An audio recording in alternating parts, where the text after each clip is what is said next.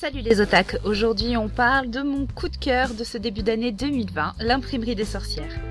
Édité chez Soleil Manga, pour le moment en 2 tomes, c'est un isekai qui est un sous-genre de la fantasy, où une personne normale est transportée ou piégée dans un univers parallèle. On parle de Vision d'Escaflowne, Fushigi Yugi, Log Horizon, Overlord, et en littérature occidentale, Alice au Pays des Merveilles ou Le Magicien d'Oz. L'histoire, selon son éditeur, après avoir atterri dans un univers de fantasy, Mika, jeune otaku humaine, obtient comme tout le monde un pouvoir, celui de reproduire des ouvrages magiques. Elle devient alors imprimeuse de grimoires. En plus de faire fructifier son business d'une poigne de fer, elle espère secrètement trouver parmi tous ses sorts celui qui la ramènera dans son monde. On ne commence pas avec elle lorsqu'elle est transportée dans ce monde. Comment, pourquoi, on s'en fiche, et en fin de compte c'est assez sympa parce que elle n'a pas eu le temps de se lamenter en arrivant dans ce monde. On arrive directement à l'accomplissement de son travail dans ce monde, le Magic Market.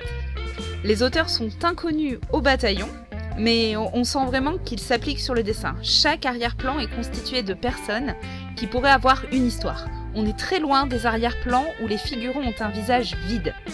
Le vide est ici utilisé seulement pour un effet de style. En gros, c'est une vraie claque visuelle qui vous donnera l'impression que tous les autres mangas sont vides. Mon opinion, c'est drôle, vraiment. Il est beau et plein d'anecdotes. Les chapitres sont découpés façon histoire courte. Par contre, je pense que si vous ne connaissez pas le comiquette dont le Magic Market est la parodie, ce sera un peu moins drôle.